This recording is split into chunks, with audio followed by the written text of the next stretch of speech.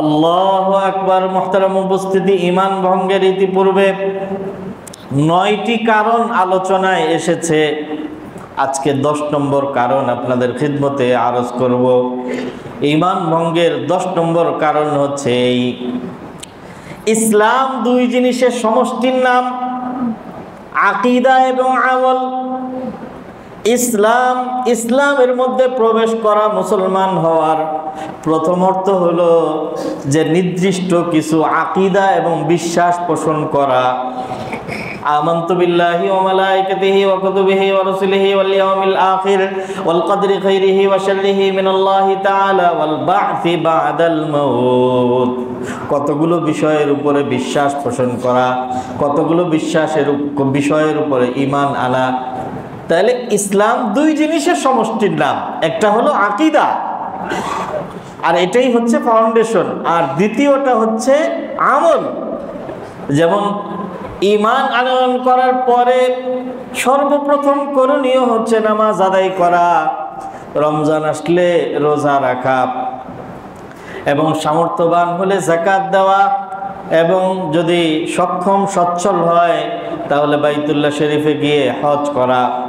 এটা আকীদা তথা ঈমান, অর্থাৎ বিশ্বাসের পরবর্তী কাজ এগুলো। তাহলে ইসলামের মূল কথা আকীদা এবং আমল। আকীদা কোন কোন বিষয়ে আমাদেরকে বিশ্বাস রাখতে হবে, এটা ইসলাম আমাদের সামনে সুস্পষ্টভাবে ব্যক্ত করে দিয়েছে।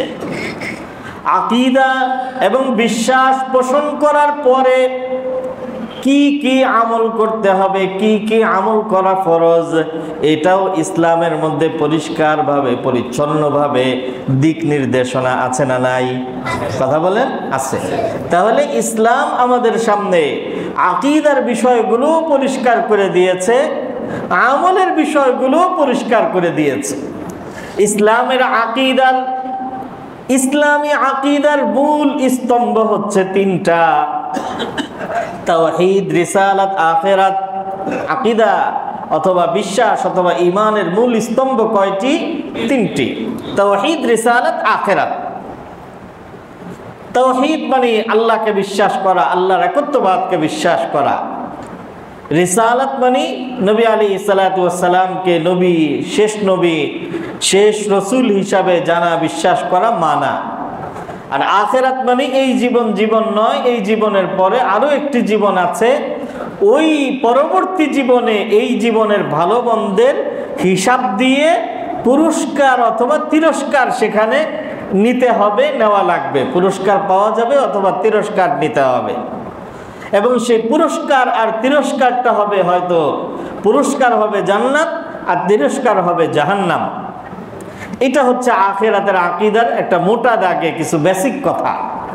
মুহতারাম, আমি আপনাদের খিদমতে আরজ করতে চাচ্ছি যে ইসলামের এই যে মৌলিক 2টি বিষয়, অর্থাৎ আকীদা এবং আমল, আকীদার পয়েন্ট এবং আকীদার ধারাগুলো ইসলাম আমাদের সামনে পরিষ্কার করে দিয়েছে যে এই ধারাগুলোকে বিশ্বাস করতে হবে। তদ্রূপভাবে আমলেরও ধারাগুলো আমাদের সামনে পরিষ্কারভাবে তুলে ধরা হয়েছে যে এই বিষয়গুলোকে ফরজ, এই বিষয়গুলোকে ওয়াজিব, আর এই বিষয়গুলোকে সুন্নাত মুস্তাহাব হিসাবে আমল করতে হবে। এবার আমি আপনাদের খিদমতে যে কথাটা আরজ করতে চাই যে ইসলামের দেওয়া এই আকীদা এবং আমল, তার যে ধারা শিরোনাম আছে, যেমন আকীদার ধারা শিরোনাম হচ্ছে তাওহীদ, রিসালাত, আখিরাত, আর আমলের ধারা শিরোনাম হচ্ছে নামাজ, রোজা, হজ, যাকাত।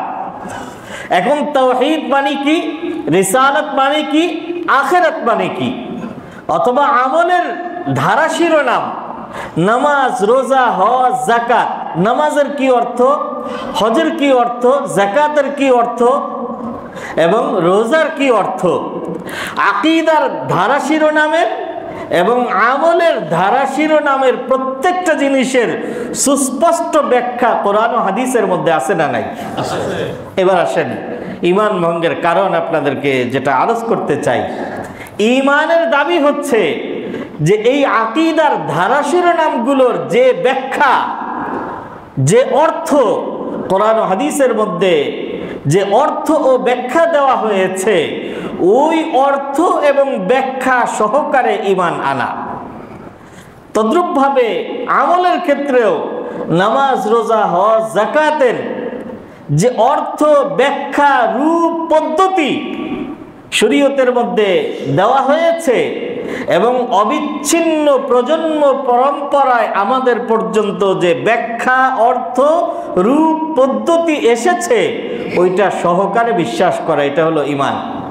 সুতরাং তাওহীদ, রিসালাত, আখিরাত অথবা নামাজ, রোজা, হজ, যাকাত ইত্যাদি এগুলির যদি শরীয়তের দেওয়া অর্থ, ব্যাখ্যা, রূপ, পদ্ধতি বাদ দিয়ে অন্য কোনো অর্থ, ব্যাখ্যা, রূপ, পদ্ধতি দাঁড় করানো হয় তাহলে সেটা ব্যাখ্যা হবে না, সেটা হবে অপব্যাখ্যা।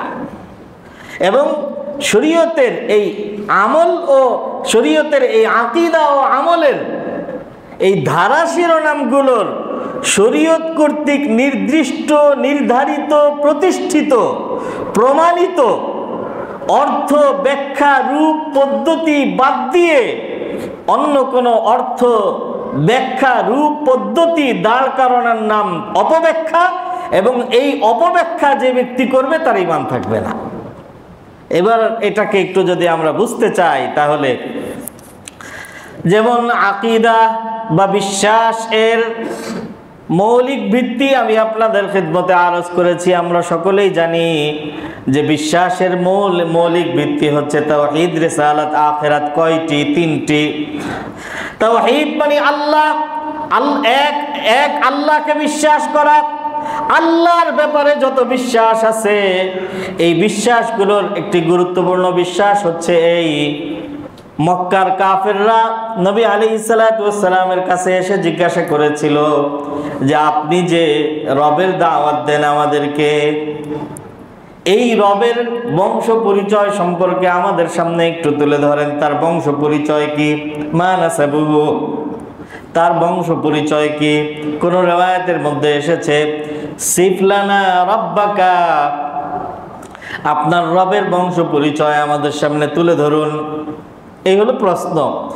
আল্লাহ তাআলা তাদের এই প্রশ্নের জবাবে কোরআনে কারীমের সূরা নাযিল করেছেন, যে সূরার এক নাম হলো সূরাতুল ইখলাস, আর এই সূরারই আরেক নাম হচ্ছে সূরাতুত তাওহীদ। আল্লাহ বলেন, নবী আপনাকে তারা আমার বংশ পরিচয়, আমার গঠন গাঠন সম্পর্কে তারা জানতে চায়, আপনি তাদেরকে বলে দিন কুল হুয়াল্লাহু আহাদ, কুল হুয়াল্লাহু আহাদ, আপনি বলে দিন আল্লাহ এক এবং একক।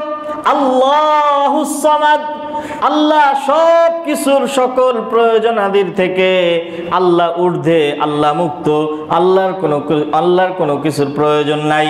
আল্লাহ সব কিছুর থেকে অমুখাপেক্ষী। আস-সামাদ, সব কিছুর থেকে, ভালো করে খেয়াল করে বোঝার চেষ্টা করেন, সব কিছুর থেকে অমুখাপেক্ষী আল্লাহুস সামাদ। আমাদের মানুষের অবস্থা হলো এই, বলা হয় যে বলা হয় পুত্র সন্তান হচ্ছে মানুষের বৃদ্ধকালের লাঠি। মানুষের বৃদ্ধকালের লাঠি পুত্র সন্তান। তার মানে সন্তানের একটা প্রয়োজন বাবার এটা, যে বাবার দুর্বলতার সময়ে সন্তান তার জন্য সহায়ক হবে, তার জন্য সাহায্যকারী হবে। এই জন্য পিতা মাতার জন্য সন্তানের প্রয়োজন। কিন্তু আল্লাহ তাআলার কি এই ধরনের কোনো প্রয়োজন আছে? আল্লাহ বলছেন লাম ইয়ালিদ ওয়া লাম ইউলাদ, আল্লাহর এই ধরনের কোনো প্রয়োজন নাই। এই জন্য তিনি কোনো সন্তানের পিতা নন, আবার তার থেকেও কোনো সন্তান জন্মগ্রহণ করে, তিনি কোনো সন্তানের পিতা নন, আবার তিনিও কারো সন্তান নন। ঠিক তদ্রূপভাবে একজন মানুষের স্বাভাবিক জীবন যাপনের জন্য মাথা থেকে নিয়ে পা পর্যন্ত যতগুলো অঙ্গ এবং অর্গান আছে এর প্রত্যেকটা মানুষের জন্য অপরিহার্য এবং জরুরি। আমরা সুস্থ মানুষ, এইটার নেয়ামতের গভীরতা আমরা অনুভব করতে পারি না, কিন্তু কোনো একটা অঙ্গহানি ঘটলে অনুভব করতে পারি, বুঝতে পারি কত ধানে কত চাল। কথা বলেন ভাই। প্রথমে এটা কিছুই মনে হয় না, কিন্তু যখনই এটার মধ্যে কোনো ত্রুটি দেখা দেয় তখনই আমাদের বোধোদয় হয় যে এটা কত দামি জিনিস, কিন্তু বিনামূল্যে দিয়ে রেখেছেন কে? জোরে বলেন ভাই, কে? আল্লাহ। বসে বসে আমি কিতাব মোতালা করতেছিলাম সকালবেলা, এই আসতে জুমার প্রস্তুতিমূলক, তো হঠাৎ করে এই যে রগে টান দেওয়া হয় না, এই বাম পায়ের রগে টান দিস, আর অস্থির এবং খুব ব্যথা। এখনো এই ব্যথাটা আছে এবং একদিন দুই দিন পর্যন্ত থাকে, এবং মাঝে মধ্যে এটার থেকে অনেক বড় দুর্ঘটনাও ঘটে। আল্লাহ আমাকে আমাদেরকে হেফাজত করুন, আমিন। তো দেখেন সামান্য কি আল্লাহ তাআলার সিস্টেমের থেকে একটু রগটা একটু টান লাগছে, জীবন দুর্বিষহ হয়ে উঠতেছে। তো মুহতারাম উপস্থিতি, মানুষ তার সমস্ত অঙ্গ এবং অর্গানের প্রতি মুখাপেক্ষী, এটার কোনো একটা ছাড়া মানুষের জীবন অচল। কিন্তু আল্লাহ তাআলা নিজের ব্যাপারে ঘোষণা করতেছেন আল্লাহুস সামাদ। আল্লাহ তাআলা সমস্ত প্রয়োজনাদির থেকে অমুখাপেক্ষী, তিনি কোনো কিছুর মুখাপেক্ষী নন। আমার এই কথাটা বুঝে থাকলে বলুন তো দেখি, মানুষের অঙ্গ প্রত্যঙ্গ আছে, কিন্তু আল্লাহর কি অঙ্গ প্রত্যঙ্গ আছে? কথা বলেন। আল্লাহর কোনো অঙ্গ প্রত্যঙ্গ নেই, আল্লাহর অঙ্গ প্রত্যঙ্গের প্রয়োজন নাই। অনেকে হয়তো প্রশ্ন করতে পারেন, অথবা না করলেও আমি বলে দেই, কোরআনে কারীমের মধ্যে অনেক অনেক আয়াতের মধ্যে আল্লাহর বিভিন্ন অঙ্গের কথা এসেছে। যেমন এক আয়াতের মধ্যে আল্লাহ তাআলা বলেন লাকাদ রাদিয়াল্লাহু আনিল মুমিনিনা ইয ইউবাইউনাকা তাহতাশ শাজারাহ। আল্লাহ তাআলা ওই সমস্ত মুমিনদের প্রতি সন্তুষ্ট হয়ে গেছেন যারা গাছের নিচে আপনার হাতে বায়াত গ্রহণ করেছেন। অন্য আয়াতের মধ্যে বলেছেন ইন্নাল্লাযীনা ইউবাইউনাকা ইন্নামা ইউবাইউনাল্লাহ ইয়াদুল্লাহি ফাওকা আইদিহিম। আল্লাহ বলেন যে যারা আপনার হাতে বায়াত গ্রহণ করে, ইন্নামা ইউবাইউনাল্লাহ, তারা মূলত আল্লাহর হাতে বায়াত গ্রহণ করে। কিভাবে? আল্লাহ বলেন ইয়াদুল্লাহি ফাওকা আইদিহিম, সকলের হাতের উপরে নবীর হাত ছিল, আর ওই সকল হাতে আয়াতের দ্বারা তো বোঝা যায় যে আল্লাহর হাত আছে। হযরত নূহ আলাইহিস সালাতু ওয়াস সালামকে আল্লাহ তাআলা বলেছেন ওয়াসনাইল ফুলকা বিআয়ুনিনা, নূহ তুমি নৌকাটা তৈরি করো। এটা নূহের নৌকা, এটা অন্য কোনো কারো দলীয় প্রতীক নৌকা নয়। ওয়াসনাইল ফুলকা বিআয়ুনিনা, নূহ তুমি তোমার নৌকা তৈরি করো বিআয়ুনিনা, আমার চোখের সামনে। বোঝা গেল আল্লাহর কি আছে ভাই? চোখ আছে। এভাবে আল্লাহ তাআলার আরো বিভিন্ন অঙ্গ প্রত্যঙ্গের কথা কোরআনে কারীমের মধ্যে এসেছে। হযরত মুফাসসিরিন ইকরাম বলেছেন যে যেখানে ইয়াদুন মানে হাত, এরপরে আইনুন মানে চোখ, আল্লাহর দিকে সম্বন্ধ যুক্ত করে যে অঙ্গ প্রত্যঙ্গগুলোর নাম কোরআনের মধ্যে এসেছে, এগুলির দ্বারা এই অঙ্গ প্রত্যঙ্গ উদ্দেশ্য নয়, বরং এগুলির দ্বারা উদ্দেশ্য একটা রূপক অর্থ। রূপক অর্থটা কিভাবে? অমুকের কাছে যাও, তোমার কাজটা হয়ে যাবে, কারণ তার হাত অনেক লম্বা। লম্বা মানে কি? ঢাকা থেকে চিটাগাং পর্যন্ত 500 কিলোমিটার। কি অর্থ ভাই?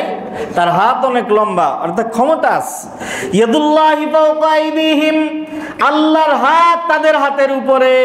তার মানে মানুষের যতই ক্ষমতা থাকুক না কেন, সেই ক্ষমতা সীমিত, এবং সেই ক্ষমতা একটা নির্দিষ্ট পর্যায় পর্যন্ত শেষ এবং সীমিত। আর সকল ক্ষমতার আধার, সকল ক্ষমতার উৎস জনগণ না কে? ধরে বলেন কে? ইয়াদুল্লাহি ফাওকা আইদিহিম, এটা হলো ইয়াদুল্লাহি ফাওকা আইদিহিম, আল্লাহর হাতের অর্থ। এভাবে প্রত্যেকটা অঙ্গের এই ধরনের ব্যাখ্যা আছে। তো মুহতারাম, আমি বলতে চাচ্ছিলাম যে যে ঈমান আকীদার এবং ঈমান আমলের এই ধারাগুলোর প্রত্যেকটার সুনির্দিষ্ট ব্যাখ্যা স্বয়ং কোরআন এবং হাদিসের মধ্যে, শরীয়তের মধ্যে দেওয়া আছে। এই ব্যাখ্যার বাহিরে অন্য কোনো ব্যাখ্যা কেউ যদি দাঁড় করায় তাহলে সেটা অপব্যাখ্যা, এবং ওই অপব্যাখ্যার কারণে একজন মানুষের ঈমান নষ্ট হয়ে যাবে। যেমন আল্লাহর ব্যাপারে কোরআন ও হাদিসের ব্যাখ্যা হচ্ছে এই যে আল্লাহ তাআলা সমস্ত অঙ্গ প্রত্যঙ্গ থেকে মুক্ত, পূত, পবিত্র, এখন বর্তমান সময়ের কিছু দেহবাদী মুসলমান দাবিদার কিছু দেহবাদী মানুষ আছে, এদেরকে মুজাসসামা বা মুজাসসিমা বলা হয়। এই দেহবাদী মুসলমানদের বিশ্বাস হচ্ছে যে মানুষের যেভাবে অঙ্গ প্রত্যঙ্গ আছে ঠিক তদ্রূপভাবে আল্লাহর অঙ্গ প্রত্যঙ্গ আছে। নাউজুবিল্লাহি মিন যালিক। যদি আল্লাহর ব্যাপারে কেউ অঙ্গ প্রত্যঙ্গ থাকার কথা বিশ্বাস করে তাহলে আর তার তাওহীদ এবং একত্ববাদ থাকবে না, তাওহীদ নষ্ট হয়ে তার ঈমান চলে যাবে। তো আমি বলতেছিলাম যে এই মানে আকীদার ধারা শিরোনামগুলোর যে ব্যাখ্যা কোরআন ও হাদিসের মধ্যে এসেছে ওই ব্যাখ্যা সহকারে বিশ্বাস করা, ওই ব্যাখ্যার বাহিরে অন্য ব্যাখ্যা দাঁড় করালে সেটা অপব্যাখ্যা এবং সেটা ঈমান নষ্টের কারণ।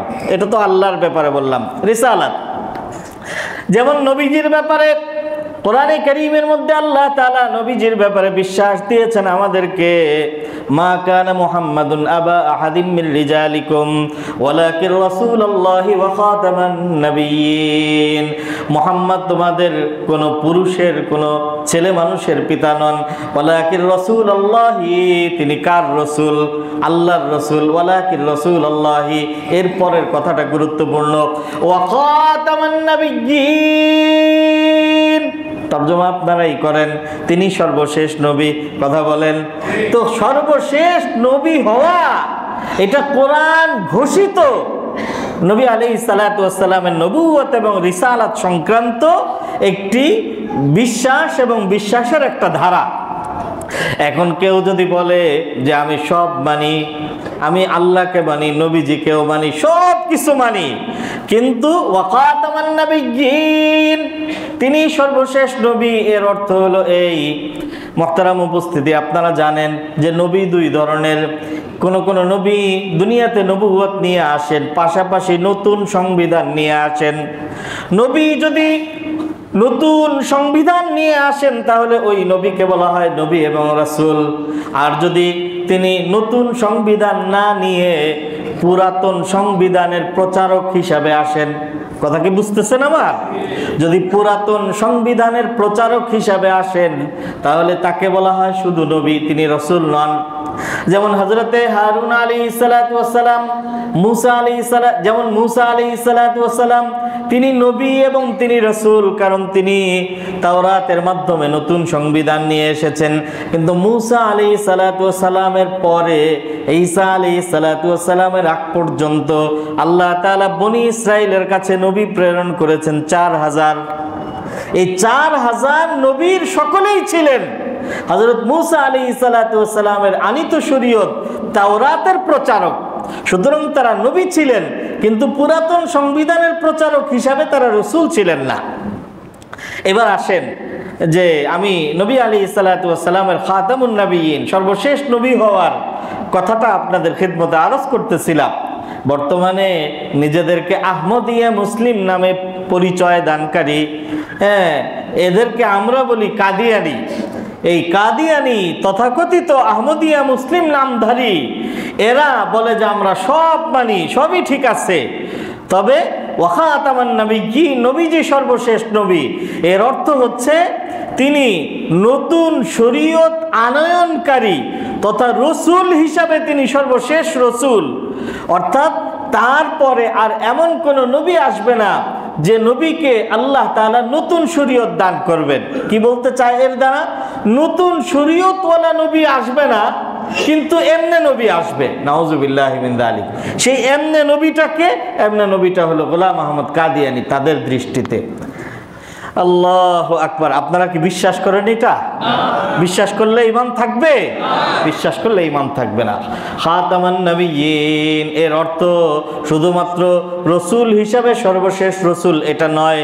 নবী আলাইহিস সালাতু ওয়াস সালাম এই আয়াতের ব্যাখ্যায় বলেছেন আনা খাতামুন নবিয়্যিন লা নাবিয়্যা বাদি, যে আমি সর্বশেষ শুধুমাত্র রসুল নই, আমি সর্বশেষ রসুল এবং আনা খাতামুন নবিয়্যিন, আমি সর্বশেষ নবী।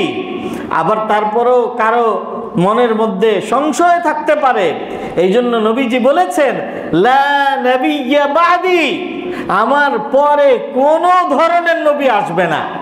লা নবিয়্যা মানে কোনো ধরনের নবী আসবে না, কোনো ধরনের নবী আসবে না। এই কথা এই জন্য বলেছেন, তার কারণ গোলাম আহমদ কাদিয়ানির মতো দুষ্ট লোকেরা এসে নিজেকে সর্বপ্রথম ইমাম মাহদি বলে দাবি করছে, এরপরে পর্যায়ক্রমে না সর্বপ্রথম ইমাম মাহদি বলে দাবি করছে, এরপরে নিজেকে ঈসা বলে দাবি করছে, পর্যায়ক্রমে যেতে যেতে এরপরে নবুয়ত দাবি করছে।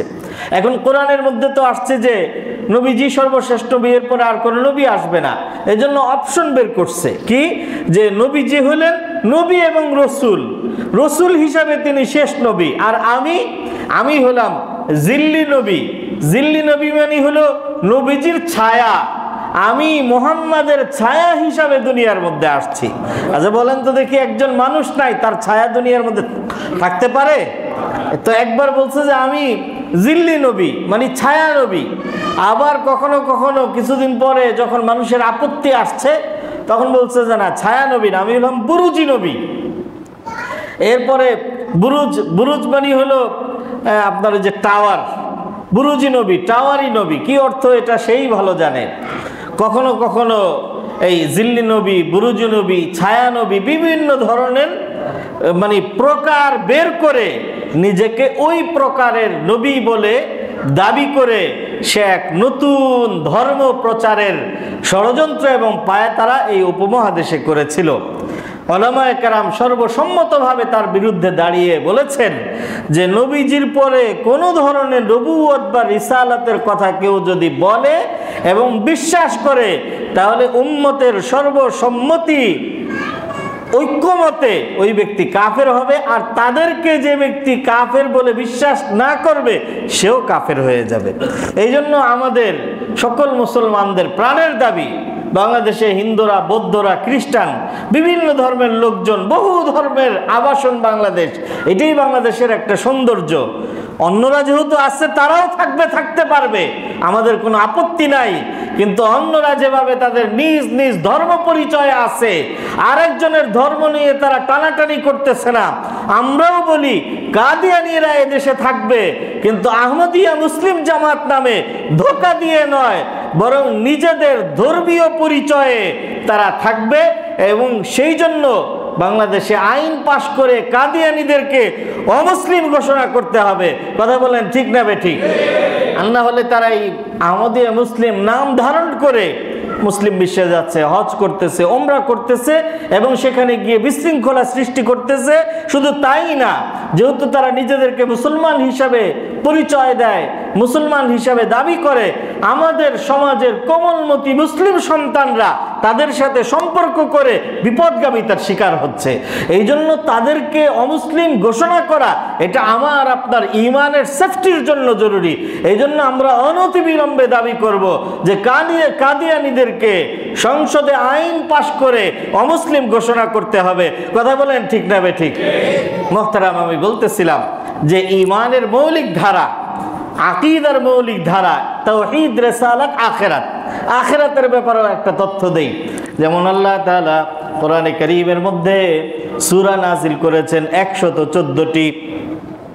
এই 114 সূরার মধ্যে দুই ধরনের, মক্কায় অবতীর্ণ হিজরতের পূর্বে মাক্কি সূরা, মদিনায় অবতীর্ণ হিজরতের পরে মাদানী সূরা। মক্কায় অবতীর্ণ সূরার সংখ্যা হচ্ছে 86 আর মদিনায় অবতীর্ণ সূরার সংখ্যা 28টি। আপনারা জানেন, ও কথা অনেকবার আরজ করা হয়েছে যে মক্কায় অবতীর্ণ সূরার একটা মৌলিক বৈশিষ্ট্য হচ্ছে এখানে ঈমানের ধারাগুলো বেশি আলোচিত হয়েছে। সুতরাং এখানে তাওহীদ, রিসালাত এবং আখিরাতের কথা খুব আলোচনায় এসেছে। আখিরাতের মধ্যে যে এই জীবনের পরে আবার একটা পুনর্জীবন লাভ করতে হবে এবং যেদিন পুনর্জীবন লাভ করা হবে ওই দিনটা হচ্ছে কিয়ামতের দিন, এবং কিয়ামতের দিনে এই জীবনের হিসাব কিতাব দিয়ে পুরস্কার অথবা তিরস্কার নিতে হবে। পুরস্কারের নাম হলো জান্নাত এবং তিরস্কারের নাম হলো জাহান্নাম। এখন জান্নাতের মধ্যে কি হবে, কি নাজনে আমত আল্লাহ তাআলা দান করবেন, জান্নাত কেমন হবে, জাহান্নামের মধ্যে কি কি শাস্তি হবে, এগুলোর বিবরণ কোরআনে কারীমের মধ্যে আছে না নাই? কথা বলেন ভাই, আছে। এখন বাংলাদেশে কিছু লোক আছে, এরা নিজেদেরকে মারিফতি, এবং তরিকত, আবার বাউলপন্থী, বিভিন্নভাবে এরাও নিজেদেরকে পরিচয় দেয় এবং আমরাও এদেরকে এভাবেই চিনি। এবং আশ্চর্যের বিষয় হলো, এই রকম একজন নর্তকী বিগত দীর্ঘদিন পর্যন্ত বাংলাদেশের পার্লামেন্টের মধ্যে দাঁড়িয়ে কোরআন হাদিসের বিরুদ্ধে অপব্যাখ্যা করে অবলীলায় সে দুঃসাহসিকতা এবং ধৃষ্টতা প্রদর্শন করেছে। কথা বলেন ঠিক না বেঠিক? তার নাকি বুখারী, তিরমিজি, মুসলিম, নাসাই সবকিছু নাকি তার মুখস্থ। তো তাদের বক্তব্য হচ্ছে এই যে জান্নাত মানে স্বর্গ আর জাহান্নাম মানে নরক, অর্থাৎ জান্নাত এরকম একটা স্বর্গীয় বাগান বা স্বর্গীয় আবাসন, স্বর্গীয় উদ্যান, এরকম কিছু না।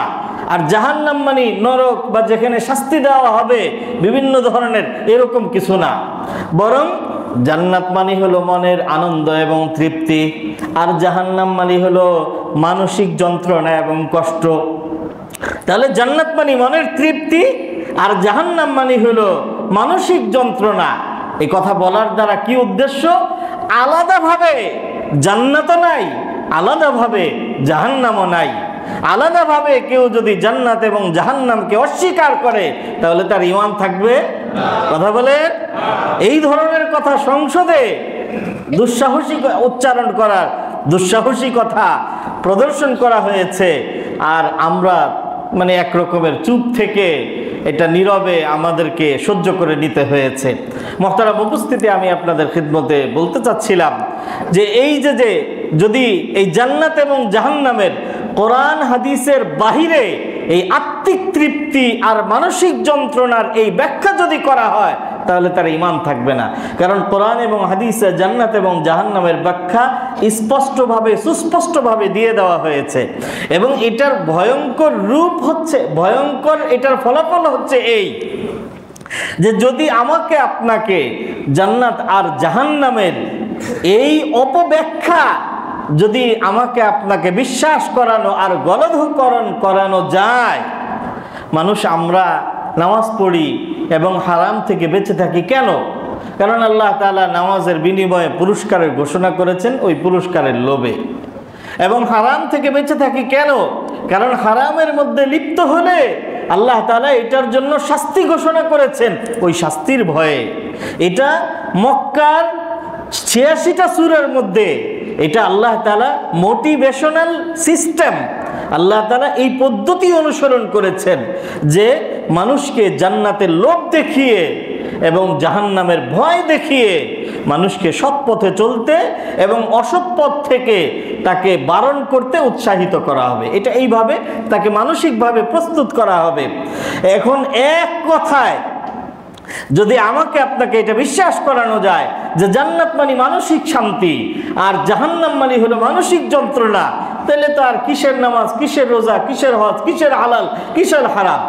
কারণ পরকাল ব্যাপারে, পরকাল এর বিশ্বাস তো আর থাকে না। তো মোহতারাম উপস্থিতি, এটা ঈমান নষ্টের একটা ভয়ঙ্করতম একটা বিষয়। এটা তো হলো আকীদার বিষয়। আমি আলোচনা শুরু করেছিলাম আপনাদের খিদমতে যে আকীদা ও আমল এর যে কোনো বিষয়ে ইসলামের যে ব্যাখ্যা আছে ওই ব্যাখ্যার বাহিরে অন্য কোনো ব্যাখ্যা কেউ যদি দাঁড় করায় তাহলে সেটা অবব্যাখ্যাই নয়, বরং ওই ব্যাখ্যার কারণে ওই ব্যক্তির ঈমান নষ্ট হয়ে যাবে। এখন এই যে আমলের ব্যাপারে ইসলামের যতগুলো আমল আছে এই আমলের মধ্যে সবচেয়ে প্রথম আমল কি? আপনারাই বলেন ভাই, কি বলেন? নামাজ। ইন্না মিন আহাম্মি উমুরিকুম ইনদি আস-সালাহ। হযরত নবী আলাইহিস সালাতু ওয়াস সালাম বলেন, হযরত ওমর রাদিয়াল্লাহু তাআলা আনহু বলেছেন যে আমার কাছে সবচেয়ে গুরুত্বপূর্ণ কাজ হচ্ছে নামাজ। এখন নামাজের কথা শুধুমাত্র সালাত শব্দটা কোরআনে কারীমের মধ্যে 61 বার এসেছে। নামাজ এবং নামাজ আদায় করো, যাকাত প্রদান করো, এই কথাটা কোরআনে কারীমের মধ্যে 81 বার এসেছে। এবং এটা ইসলামের প্রথম ফরজ বিধান এবং প্রথম ফরজ করণীয়। নামাজের ব্যাপারে, এখন নামাজ কাকে বলে আমরা জানি না, নামাজের একটা নির্দিষ্ট পদ্ধতি আমাদের জানা আছে এবং এটাই কোরআন ও হাদিসের ব্যাখ্যা করা পদ্ধতি। সুতরাং এর বাহিরে কেউ যদি নামাজের অন্য কোনো অর্থ বা ব্যাখ্যা বা রূপ ও পদ্ধতি দাঁড় করায়, তাহলে নামাজের এই অপব্যাখ্যার কারণে তার ঈমান নষ্ট হয়ে যাবে। নামাজের ব্যাপারে অনেকের অনেক ধরনের অপব্যাখ্যা আছে। সময় যেহেতু শেষ, শুধু এক বাক্যে একটা অপব্যাখ্যার কথা আপনাদেরকে বলবো। যেমন এই বাউলপন্থী এবং মারেফাত আর তরিকতপন্থীদের দৃষ্টিতে নামাজের অর্থ হচ্ছে, নামাজ মানে হলো স্মরণ সংযোগ। আমি আসার আগে দিয়ে আবুল সরকার, বাংলাদেশের একজন অন্যতম বিখ্যাত বাউল, তার কিছু আলোচনা দেখলাম, তো বারবার সে নামাজের ব্যাখ্যা করতেছে। নামাজ মানে হলো স্মরণ সংযোগ। স্মরণ সংযোগ মানে মনের মধ্যে আল্লাহ তাআলাকে স্মরণ করা, এটাই হলো নামাজ। সুতরাং মনের মধ্যে কেউ যদি আল্লাহকে স্মরণ করতে পারে, এর দ্বারাই তার নামাজ আদায় হয়ে যাবে। এর বাহিরে নামাজ বলতে আর কিছু নাই। তারা বলে যে এর বাহিরের যে নামাজ, এটা হলো শরীয়তওয়ালাদের নামাজ। এই নামাজ আল্লাহর পর্যন্ত পৌঁছবে না। আসল নামাজ হলো মারিফাতি নামাজ, অর্থাৎ অন্তরের মধ্যে আল্লাহর স্মরণকে সংযুক্ত করা। নাউজুবিল্লাহি মিন যালিক। অথচ নবী আলাইহিস সালাতু ওয়াস সালাম পুরনো নামাজ পড়িয়ে সাহাবায়ে কেরামকে বলেছেন, সল্লু কামা রাআইতুমুনি উসাল্লি। এই নামাজের, এই ব্যাখ্যার, এই পদ্ধতির বাহিরে যদি নামাজের অন্য কোনো অর্থ, ব্যাখ্যা ইত্যাদি দাঁড় করানো হয়, তাহলে এটা ঈমান নষ্টের কারণ। এটা তো বাউলদের কথা বললাম, যে ওদের ব্যাপারে আমাদের অনেকেরই যে না, ইসলামের সাথে এদের সম্পর্ক নাই। যাদেরকে ইসলামের সাথে সম্পর্ক আছে বলে আমরা ভুল ধারণার মধ্যে আছি, তাদের নামাজ সংক্রান্ত ভয়ঙ্কর ব্যাখ্যা, এটা পরবর্তী আলোচনার মধ্যে ইনশাআল্লাহ আলোচনা করা হবে।